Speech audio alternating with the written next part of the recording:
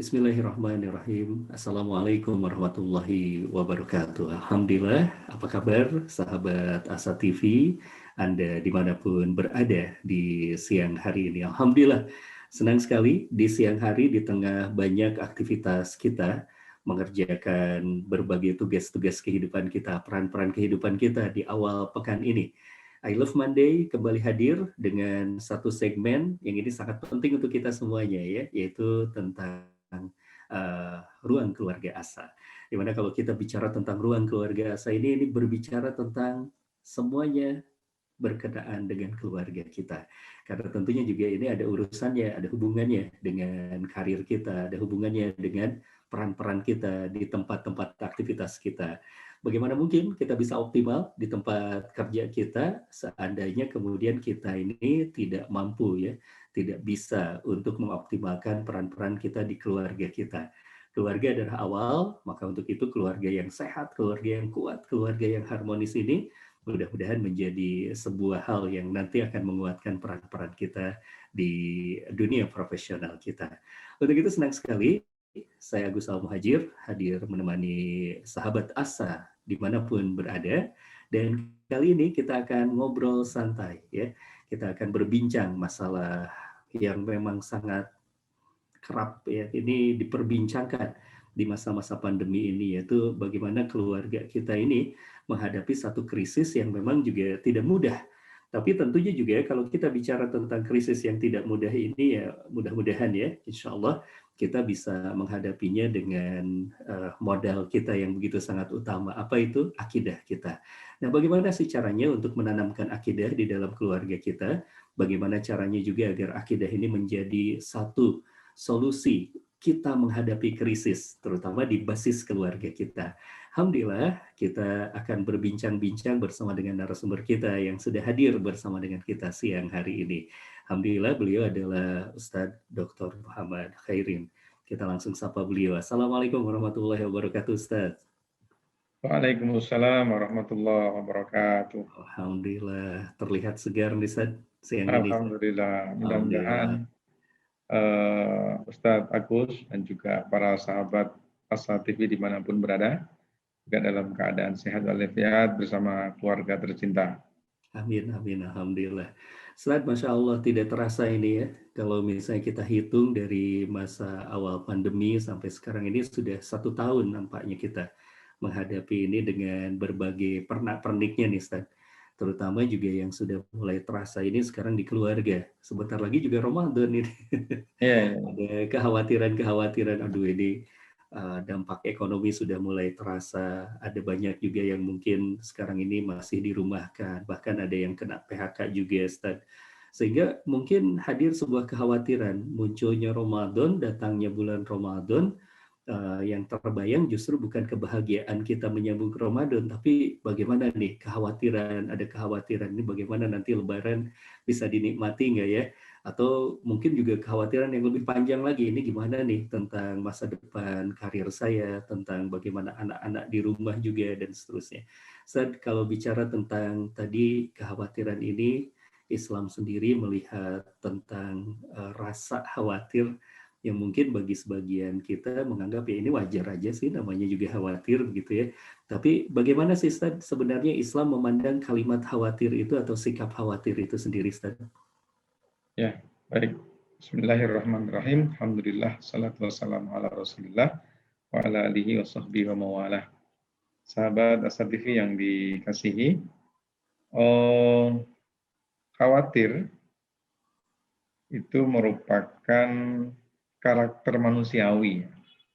Jadi manusia itu secara otomatis kalau dia melihat sesuatu yang ditakuti itu cenderung khawatir. Ya. Khawatir tentang masa depan, khawatir tentang bagaimana kondisi anak-anak nanti. Ini sesuatu yang wajar. Ya. Jadi ada bagusnya kalau orang itu ada kekhawatiran. Yang tidak bagus itu kalau dia terjerembab pada kekhawatiran dan kemudian tidak bergerak, membuat dia lemah. Ini yang sesungguhnya jadi masalah. Nah, oleh karena itu, salah satu di antara konsep yang ditawarkan oleh Islam untuk menangkal untuk meminimais rasa kekhawatiran itu dengan ketawakalan, ya, dengan ketawakalan. Oleh karena itu, tawakal ini selalunya dibahas dalam konteks akidah, tidak dibahas di dalam konteks fikih ibadah ataupun fikih muamalah, tapi dalam konteks ketawakalan. Kenapa demikian? Karena sungguhnya persoalan ini adalah termasuk persoalan yang sangat fundamental. Ketika seseorang meyakini bahwa sesungguhnya dirinya itu datang dari mana, dan kemudian untuk apa, dan lantas akan kemana, ini akan membuat seseorang itu menjadi tegar, menjadi tangguh. Bahwa kita di sini itu, kita dihadirkan di dunia ini dengan satu misi, tidak dibegitukan saja, tetapi juga sudah ada catatan-catatannya, juga diberikan pedoman-pedomannya, diberikan kekuatan potensi-potensinya. Jadi menurut hemat saya, kalau kita dalam suasana yang apalagi suasana seperti sekarang, kita memiliki kekhawatiran, ketakutan terhadap masa depan, dan seterusnya itu sesuatu yang sangat wajar. Dan sekali lagi yang tidak wajar kalau kita justru berhenti, hilang semangat, kemudian menjadi kendor. Nah, oleh karena itu, di antara pelajaran yang bisa kita ambil itu adalah apa yang pernah terjadi pada Nabi Ibrahim. Ya, Nabi Ibrahim ini menurut saya adalah tipikal keluarga, tipikal sosok pemimpin keluarga yang luar biasa. Kita ambil satu sketsa saja sedikit. Ketika Nabi Ibrahim ini menikah dengan Siti Hajar, maka atas saran dan arahan Allah, Nabi Ibrahim ini membawa Hajar itu hijrah, meninggalkan kampung halamannya menuju Mekah.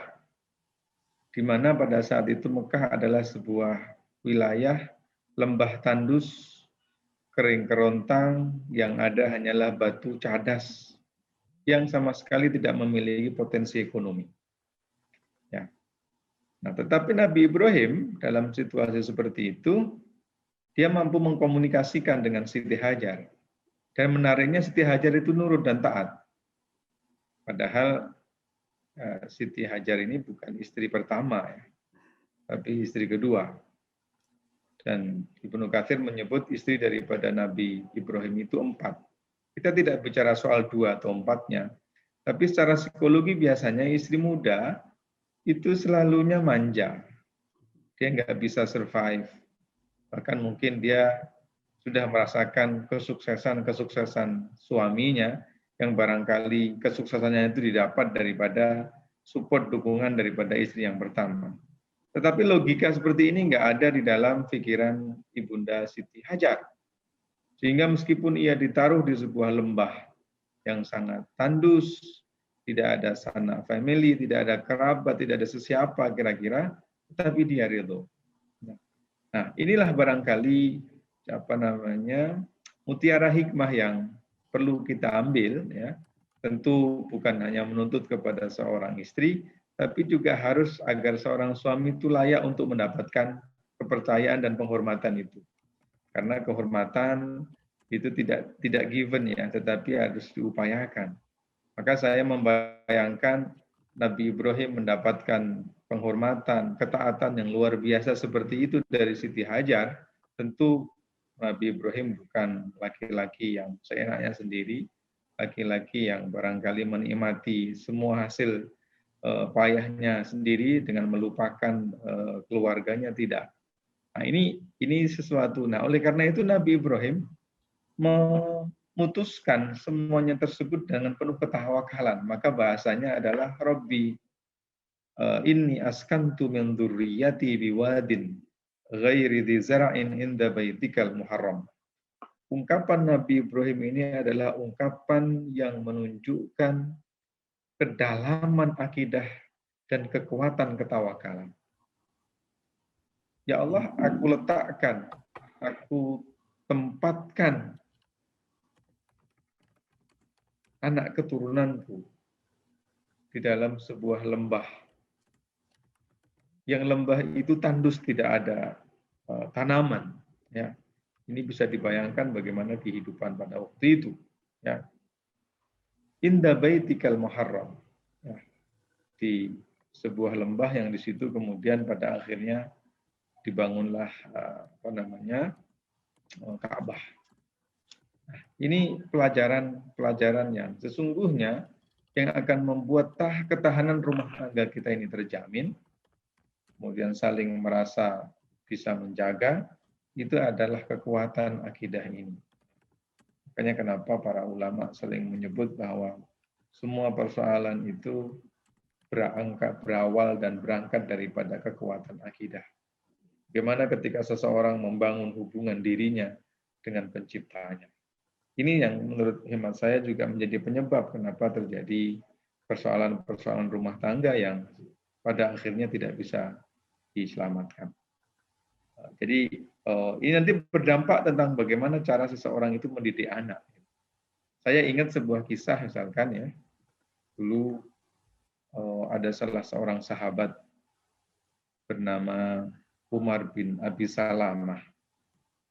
Di saat dia ini kecil, ya seperti biasa ya, seperti anak-anak kecil itu dahulu selalu bermain di rumah tetangganya. Nah, kebetulan Umar bin Abi Salamah ini sangat dekat dengan Nabi.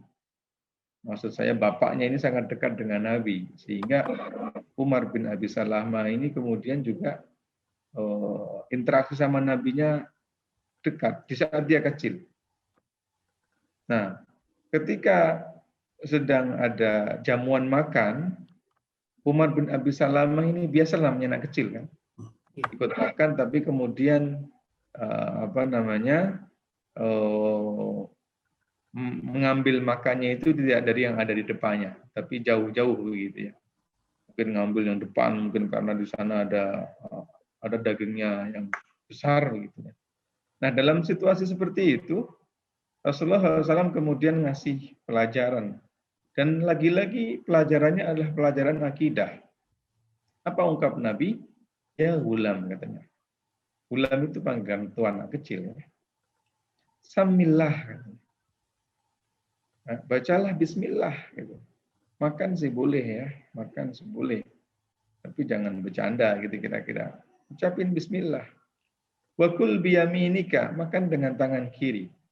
Wakul mimma yalik, dan makanlah makanan yang ada di sekitarmu.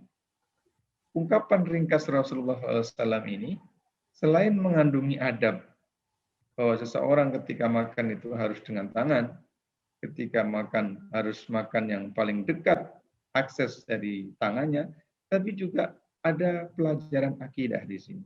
Samillah, bacalah bismillah. Nah, jadi kekuatan akidah inilah sesungguhnya nanti akan berdampak pada bagaimana seseorang tua itu membangun adab dan akhlaknya dengan anak-anaknya. Masya Allah. Ustaz, ketika mendengarkan tadi tentang kisah-kisah tersebut, yang terlintas di dalam pikiran saya itu adalah sebuah kalimat seperti ini nih. Saya tidak seindah Ibrahim nampaknya, Ustaz. Dan kemudian juga yang terbayang adalah bagaimana ya caranya, karena terlihat tadi dari cerita tersebut kan kata kuncinya ini nampaknya di para kepala keluarga nih Ustaz ya. Kata kuncinya tersebut. Nah, sementara kemudian juga yang selama ini barangkali yang terasakan juga oleh banyak di antara kita ini, kepala keluarga ini jarang sekali berpikir tentang rumah barangkali ya. Jadi karena terlalu banyaknya mikir tentang bisnisnya, tentang usahanya, tentang karirnya. Masya Allah, Ustaz, apa ya langkah-langkahnya agar kemudian juga para kepala keluarga ini kembali bisa di dalam tracknya begitu Ustaz, dengan tadi memiliki sebuah barangkali bahasanya cara ya Ustaz ya, apa nih yang bisa kita kejar nih, mudah-mudahan kita masih punya banyak waktu, apa yang bisa kita kejar agar kita tadi bisa menjadi sosok seperti Ibrahim di rumah kita Ustaz. Ya baik, terima kasih. Poin pertama, kita harus pastikan semua kita memahami bahwa sesungguhnya anak-anak kita membesar itu sesungguhnya adalah tanggung jawab kita. Masya Allah. Persoalannya adalah kadang-kadang orang tua itu melihat tanggung jawab itu diekspresikan dengan memilih tempat sekolah. Nah, sekolahnya libur juga sekarang ya. Diekspresikan dengan memilih guru. Masya Allah. Sehingga orang tua itu ketika dia harus bekerja, kemudian berbisnis, berkarir, semuanya juga dalam konteks untuk supaya anak itu bisa sekolah di tempat yang bonafit. Ya. Tentu ini bukan sesuatu yang salah, tetapi saya melihat yang semestinya difahami oleh orang tua adalah pendidikan anak, takdib, menanamkan adab kepada anak itu sesungguhnya adalah tanggung jawab orang tua. Bahwa pandemi ini membuat kehidupan kita menjadi banyak keterbatasan-keterbatasan, iya.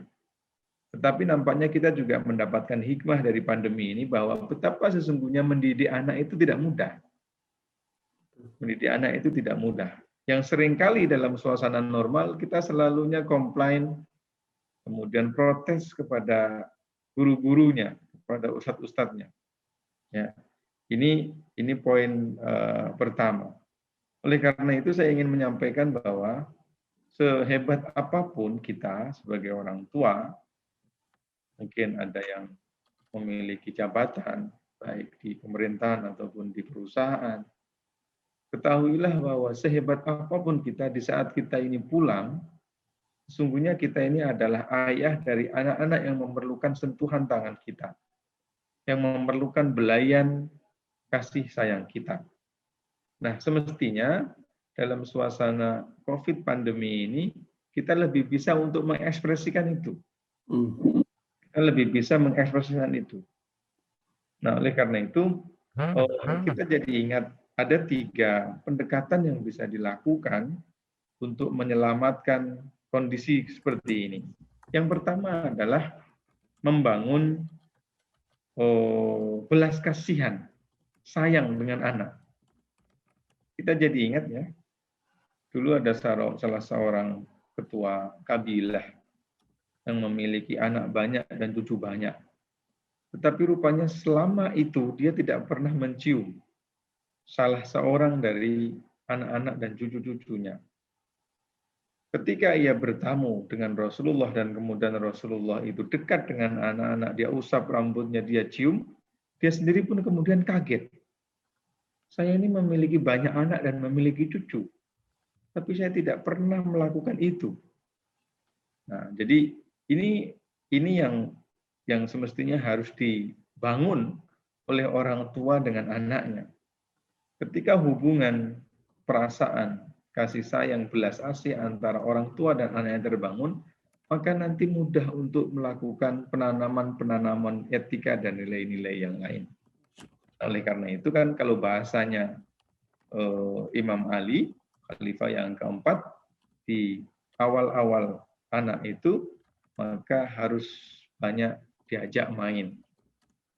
Ya, melalui permainan bersama itulah kemudian nanti akan muncul bibit-bibit kasih sayang, bibit-bibit belas asih, ada kesepahaman antara perasaan ayah dengan perasaan anak. Problemnya juga kadang-kadang banyak dari kita ini yang tidak memiliki waktu untuk main sama anak. Saya rasa kalau beliin mainan, setiap kita pasti akan beliin mainan. Cuman persoalannya kita nggak punya waktu untuk main bareng-bareng. Nah, ini yang pertama. Ketika unsur belas asih dan kasih sayang ini sudah terbangun, maka nanti ada yang kedua. Apa itu? Yang kedua itu adalah pembiasaan. Pembiasaan. Makanya kenapa kalau tidur itu semestinya seorang ibu, ya, seorang ayah itu menemani, ya. Jadi orang tua bukan hanya sekedar menyiapkan kamar bagi anak-anaknya dan kemudian membagi anak yang laki-laki dan anak yang perempuan, atau bahkan masing-masing anak memiliki ruang sendiri gitu. Bukan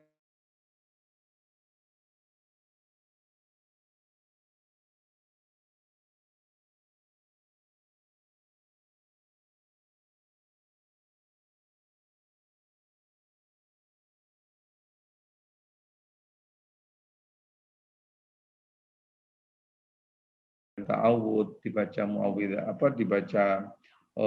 muawwidzatain, qul a'udzu birabbil falaq, qul a'udzu birabbil nas, sampai doa itu pembiasaan. Pembiasaan. Sehingga anak-anak kita yang mungkin umur 3-4 tahun yang meskipun belum sekolah tapi mereka sudah hafal, kenapa dibiasain? Nah, ini akan bisa kalau seandainya yang pertama tadi sudah terbangun. Masya Allah. Kan kadang-kadang ini kan kita berangkatnya pagi banget gitu ya. Anak-anak belum bangun dan pulangnya juga malam banget. Anak-anak udah pada tidur. Jadi ini problem yang kedua. Dan yang ketiga, kalau sudah demikian maka nanti dibikin anak harus melihat apa yang selama ini kita biasakan kepada mereka itu kita lakuin apa enggak. Nah, problemnya kadang-kadang kita ini menuntut anak melakukan sesuatu, membiasakan sesuatu, tapi kita enggak buat. Nah, makanya kalau kita kembali kepada cara Nabi Ibrahim dahulu, runtutan ini dilakuin. Meski Nabi Ibrahim itu nabi, otoritatif, ketika mendapatkan wahyu untuk menyembelih anaknya, dia tidak langsung eksekusi. Dia berdiskusi dulu dengan anak-anaknya. Dan itu bisa terlihat, jawaban daripada Ismail itu bisa terlihat bahwa selama ini hubungan antara Ibrahim dan Ismail itu hubungannya yang baik. Jadi 3 hal ini yang barangkali dalam suasana pandemi ini kita bangun kembali. Ya, mestinya waktunya kita semakin akrab gitu ya. Jangan kemudian justru sebaliknya, Ustaz, work from home ini Masya Allah lebih susah. Ya iya, justru ini semestinya momentumnya. Ya. Dan kemudian tambah stres lagi karena persoalan itu. Itu barangkali ya 3 Tiga hal. itu ya, Ustaz. Masya Allah. Iya, ini luar biasa sekali nih, sahabat Asa TV. Saya terfikirkan tentang bagaimana teknis ya, ketika tadi kita bicara tentang tawakal menjadi kata kuncinya, lalu kemudian juga ada tauhid atau akidah sebagai satu nilai yang coba untuk kita tanamkan kepada anak-anak kita atau kepada seluruh anggota keluarga kita. Ternyata kemudian juga tadi ada satu kata kunci yang barangkali kita bisa optimalkan nih di masa-masa seperti sekarang itu, yaitu hubungan kita. Membangun hubungan kita dengan baik, tadi membangun belas kasihan, kemudian dari sanalah ada pembiasaan, kita bisa manfaatkan juga ternyata pillow talk kita ya, sambil sebelum tidur di bantal kita bercerita dan kisah-kisah tauhid ini bisa masuk juga nih, Masya Allah. Baik, sahabat Asa TV, nanti kita akan lanjutkan. Masih banyak yang bisa kita gali di kesempatan hari ini bersama dengan narasumber kita, Ustaz Dr. Muhammad Khairin.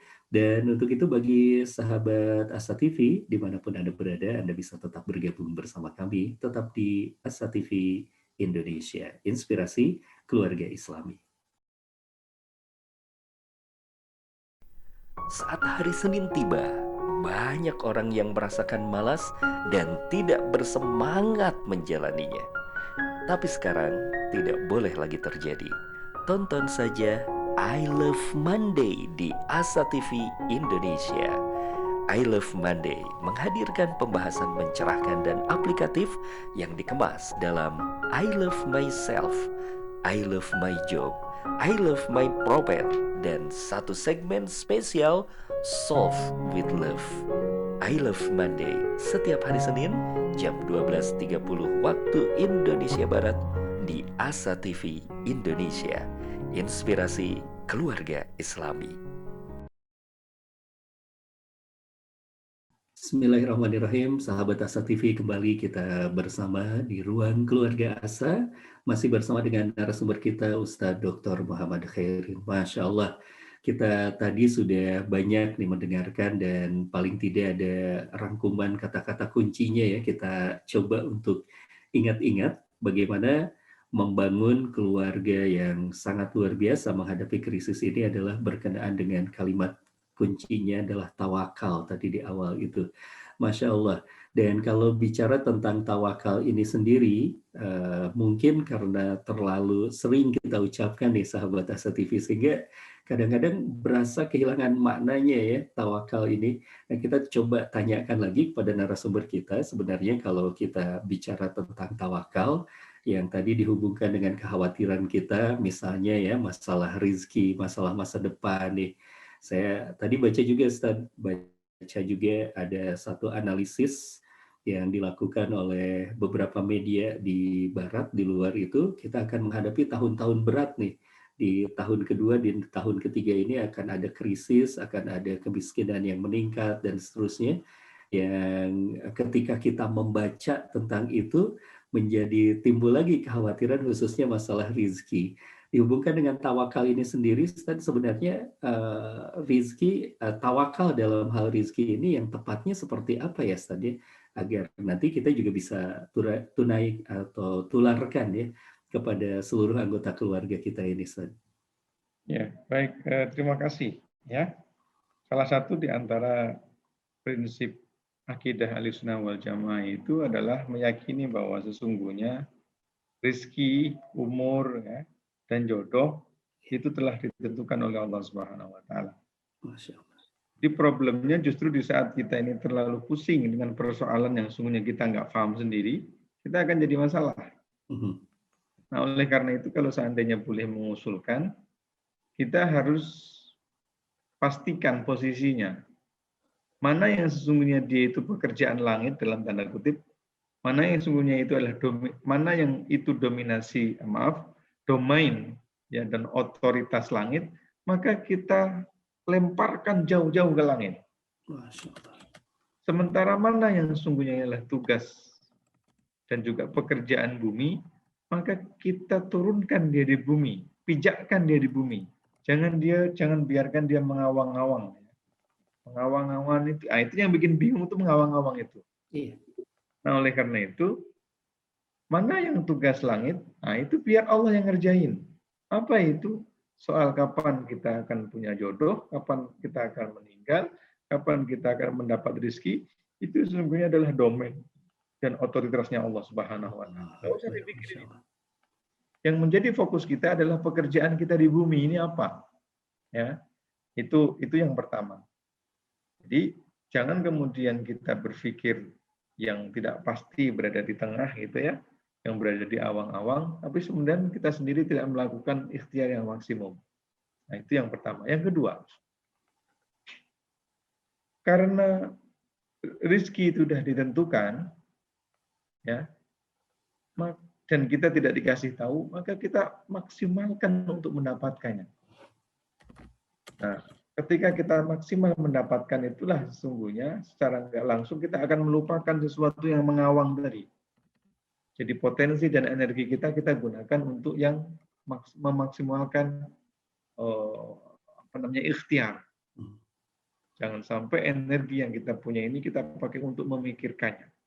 Nah, ini sebenarnya adalah bagian juga dari akidah. Bagian dari akidah. Nah, yang ketiga, Rasulullah pernah menyebut bahwa seseorang itu nggak akan meninggal kecuali rezekinya itu sudah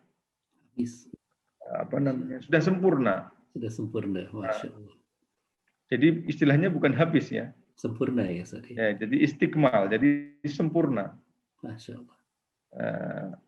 Ini artinya bahwa ketika kita ini masih bernawas, ketika kita ini masih bernafas, pasti kita memiliki rezeki. Nah, ini juga menjadi bagian dari akidah Ahlussunnah wal Jamaah. Jadi jangan ngambil jangan terlalu berpikir tentang sesuatu yang justru sesuatu itu bikin kita pusing. Nah, salah satu adalah pusing soal mikir rezeki. Dalam konteks rezeki ini ya sesungguhnya uang lah intinya ya, atau harta ya. Ya, ini yang sering juga kita bikin jadi masalah. Jadi potensi kita gunakan untuk menyelesaikan ikhtiar secara maksimum, sementara persoalan hasil dan bagaimana ketentuannya itu biar Allah Subhanahu wa taala. Jangan sampai kita gadaikan kebahagiaan menjalani kehidupan kita ini dengan sesuatu yang sesungguhnya itu bukan domain kita. Bukan domain. Luar biasa ya. Jadi saya di garis bawah ini, Sad, jangan mengambil porsi langit. Ini menarik ya, Sad, ya, kalimat itu. Masya Allah. Jangan. Jadi bahasa hadisnya itu ayyuhan nas, kata Nabi. Jadi Nabi pun nggak bicara khusus kepada orang beriman. Karena nilai-nilai yang akan disampaikan ini nilai universal. Ayyuhan nas, wahai manusia. Inna ahadakum lan yamut, katanya. Sesungguhnya salah seorang dari kalian tidak akan mati. Hatta yastakmil rizquhu. Sampailah rezekinya itu sempurna. Ini berartinya selama kita masih hidup, rezeki kita pasti ada. Nah, ini jangan terlalu. Ada banyak cerita orang yang dibuang dari perusahaan, tapi justru malah sukses. Ya kan? Karena di dunia ini sesungguhnya pilihannya cuma dua. Kita yang akan meninggalkannya, atau kita yang akan ditinggalkan. Nah, itu aja. Buat teman-teman yang merasa aman di kantor, nggak dibuang di apa, ya jangan melupakan bahwa sesungguhnya mungkin antum yang ninggalin harta, meninggalkan posisi itu. Gitu. Nah, disinilah kemudian kenapa seorang itu harus memiliki konektivitas dengan langit. Fala tastabdi'ur rizq. Maka juga jangan menganggap rezekinya itu dianggap pelan. Gitu. Tapi yang diminta oleh Allah Subhanahu Wa Taala, wa ajmilu fit talab, maksimalkan untuk mencarinya dengan mencari yang halal dan juga dengan meninggalkan yang haram. Nah, ini saya rasa sangat fundamental. Betul. Nah, ini juga ada kisah menarik ini. Bagaimana saat kisahnya? Kisah disampaikan oleh Abdullah bin Abbas. Nah, Abdullah bin Abbas ini salah seorang daripada ensiklopedi sahabat ketika Rasulullah sudah wafat, jadi dia rujukan ini. Dia cerita dulu ketika saya masih kecil, saya berada di dalam kendaraan Nabi. Ini berarti kalau dulu kemungkinan kalau nggak menggunakan onta, ya menggunakan kuda, pakai haudaj gitu ya. Kayak rumah di atas onta itu, dinasihatin sama Nabi. Ya gulam, katanya. Wahai nak, gitu kan bahasa kitanya. Inni u'allimuka kalimat. Saya akan memberi nasihat beberapa nasihat kepadamu. Yang pertama adalah ihfadillah yaghfadka. Jagalah Allah, nanti Allah akan menjagamu. Dari sisi kontennya, menurut hemat saya, konten ini konten berat, konten akidah. Tapi disampaikan oleh Rasulullah kepada anak kecil yang barangkali menurut teori psikologi modern, psikologi pendidikan, ini nggak cocok.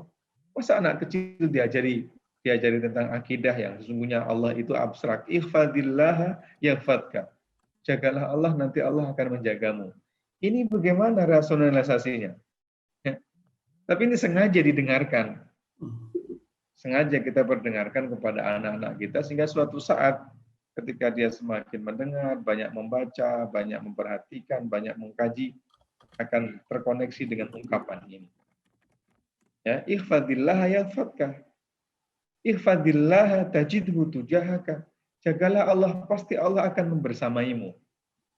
Jangan pernah berpaling darinya. Semakin engkau menghadap kepada Allah, akan menghadap kepadamu. Maka orang-orang yang punya akidah yang kuat, dia tidak pernah memiliki peluang untuk putus asa gitu, nggak ada. Kenapa? Ya kalau orang Jawa nyebutnya punya Gusti Allah gitu. Kok kayak nggak punya Allah saja gitu. Ini sebegitu kuatnya. Ya, sebegitu kuatnya. Jadi terlalu saya rasa terlalu pandir kalau kita ini menggantungkan kebahagiaan pada hal-hal yang sesungguhnya kita sendiri sulit sekali untuk membayangkannya. Allah yang punya. Idza sa'alta fas'alillah. Kalau minta sama Allah. Jangan curhat di Facebook, media sosial. Di media sosial. Allah. Jadi bangun hubungan komunikasi yang baik sama Allah.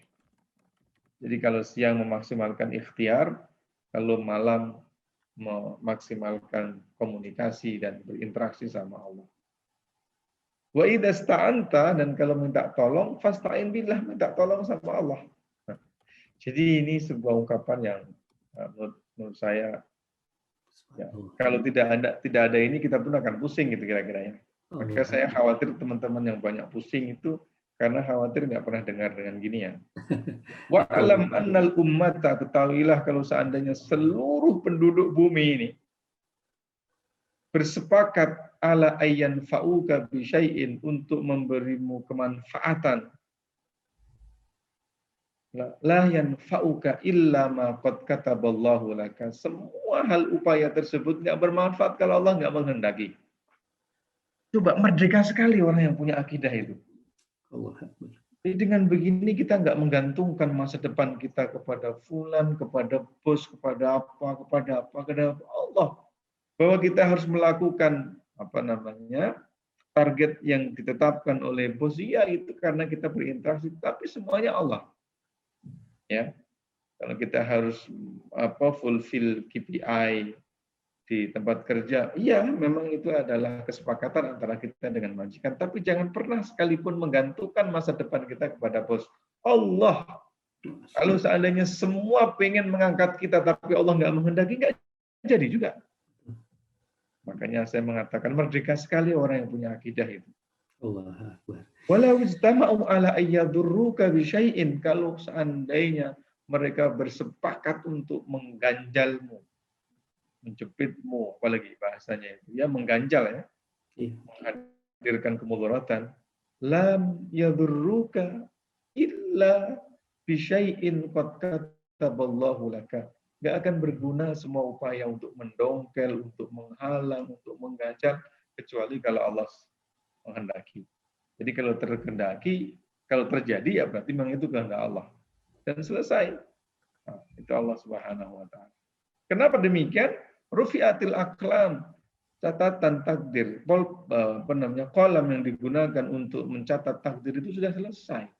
Kita hanya sekedar bisa menjalankan apa yang bisa kita jalankan dari catatan, dari perjalanan takdir tersebut. Ya, jadi ini saya rasa yang tidak ada sesuatu yang bisa nguatin kecuali ini. Masya Allah. Ya, saya rasa tidak ada yang bisa nguatin kecuali ini. Iya. Saya merenung dalam berkenaan dengan hal ini, juga mengingat ada mungkin kata-kata kecil atau yang dianggap kecil, padahal justru itu adalah salah satu sumber masalah. Misalnya itu ketika seorang ayah bicara ke anaknya, tenanglah, selama ayah masih hidup, kamu bisa sekolah lah. Seperti kecil saja, tapi kalau misalnya kita lihat di hadis tadi itu bertentangannya mungkin sangat frontal ya saja, karena di hadis tadi kan diajarkan anak itu hanya bergantung kepada Allah, hanya minta kepada Allah, hanya minta perlindungan kepada Allah dan seterusnya. Ustaz, ini untuk membongkar mindset kita ini kan kadang-kadang nih kita sebagai orang tua ingin juga tampil seperti superhero di hadapan anak-anak kita ini. Bagaimana sih sebenarnya, dan sekaligus juga untuk bisa menyampaikan pada anak-anak kita ini jangan tergantung pada kita, tapi tadi kan guidelines-nya sudah disampaikan oleh Rasul, harus bergantungnya hanya pada Allah. Nah di 2 poin ini bagaimana Ustaz?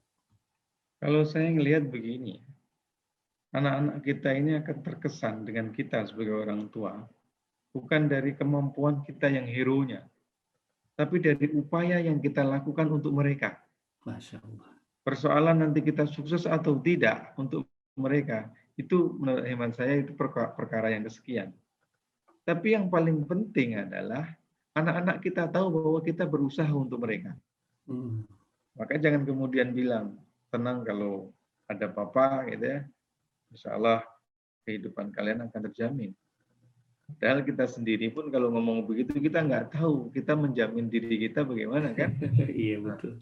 Nah oleh karena itu tadi beberapa upaya untuk membangun tersebut itu perlu diupayakan. Nah, salah satunya misalkan ini kisah yang ya Nabi siapa ini? Nabi Yakub ya.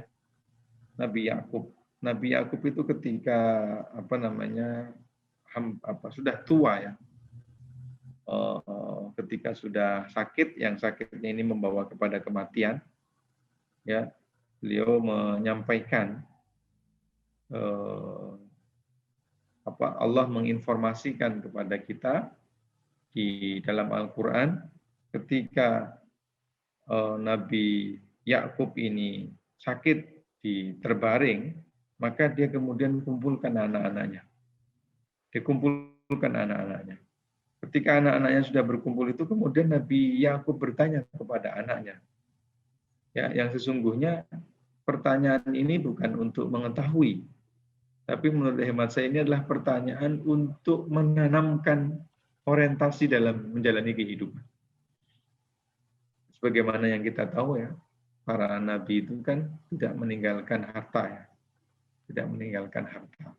Artinya semestinya orang-orang jenis kita ini ya, yang bukan nabi itu semestinya nggak terlalu risau. Sebab sesusah-susahnya kita ini masih meninggalkan sesuatu buat anak-anak kita gitu. Kalau nabi kan memang sama sekali nggak ninggalin apa-apa gitu. Ya kan? Nah, Nabi Yakub mengatakan apa? Itu qala li bani ma ta'buduna min ba'di.